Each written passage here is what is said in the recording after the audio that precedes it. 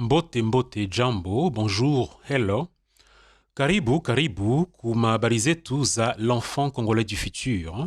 Boye elamu na basango na biso ya l'enfant congolais du futur. Alors, télécharger la volonté de puissance. L'avènement d'une société congolaise saine et prospère. En fait, dans cet épisode numéro 4, en route vers une révolution mentale, intellectuelle et culturelle, nous allons expliquer brièvement la vision et les fondations du réseau L'Enfant Congolais du Futur, aussi appelé ECF.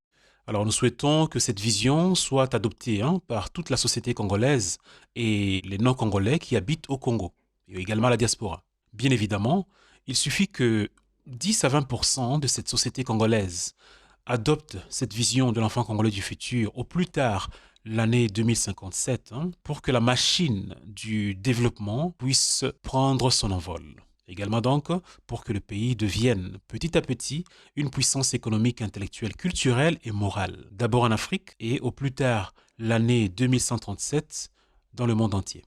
Alors chers amis, pourquoi est-il vital de mettre en pratique la vision de l'enfant congolais du futur sur le terrain, dans nos rues au Congo et en nous-mêmes à l'intérieur de nous, où que nous soyons, que ce soit chez nous au pays ou auprès de nos frères et sœurs dans la diaspora.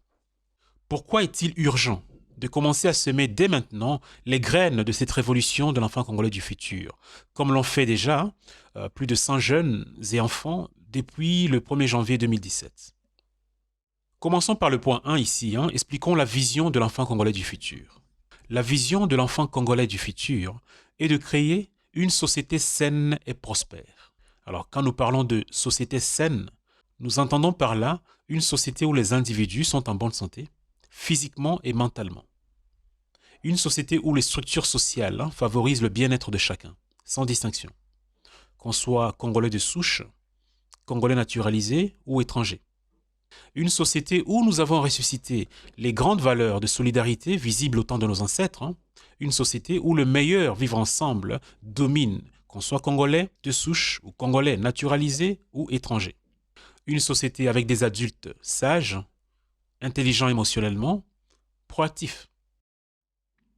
Alors par une société prospère, nous visons là une société où les ressources sont abondantes et bien réparties.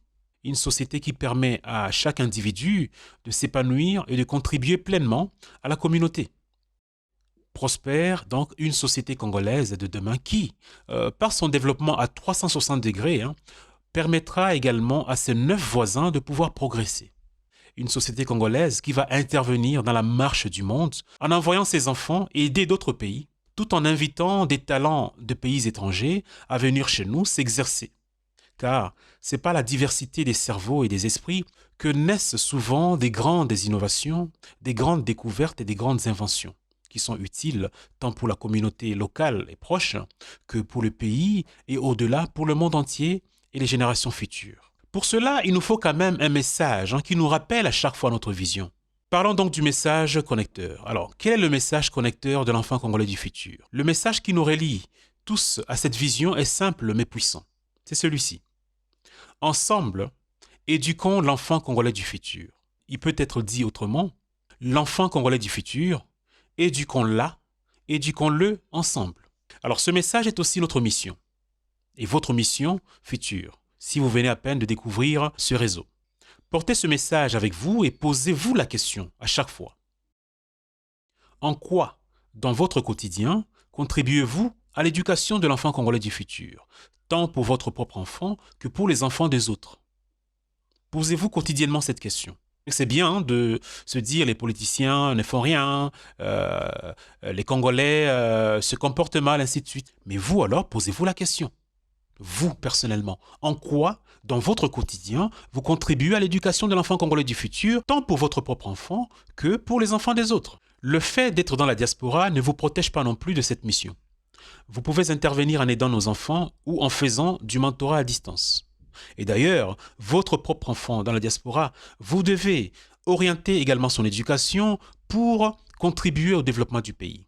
Le fait qu'une partie de son cerveau et de son esprit soit orientée sur le développement du Congo ne va pas l'empêcher de s'épanouir dans son pays d'accueil, dans la diaspora. Donc, vous, nos frères et sœurs de la diaspora, vous devez en fait optimiser votre façon d'éduquer. Parce que jusque-là, vous n'avez pas suffisamment aidé vos enfants à avoir même 1% de leur intelligence consacrée réellement au développement du pays. Je ne parle pas d'envoyer de l'argent ou d'envoyer des habits comme ça a toujours été fait. Ça ne change rien du tout. Ça ne complète absolument rien. Ça n'ajoute absolument rien au développement du pays. Alors, si nous unissons nos efforts et travaillons collectivement et intelligemment, nous pourrons réaliser cette vision, ou du moins, nous pouvons l'atteindre à 10% par exemple avant de quitter cette terre. Et d'autres, nos descendants, pourront continuer cette mission. Le but du réseau L'Enfant congolais du futur. Nous avons parlé de la vision, c'est-à-dire créer une société saine et prospère. Nous avons parlé du message qui mène et qui nous rappelle cette vision.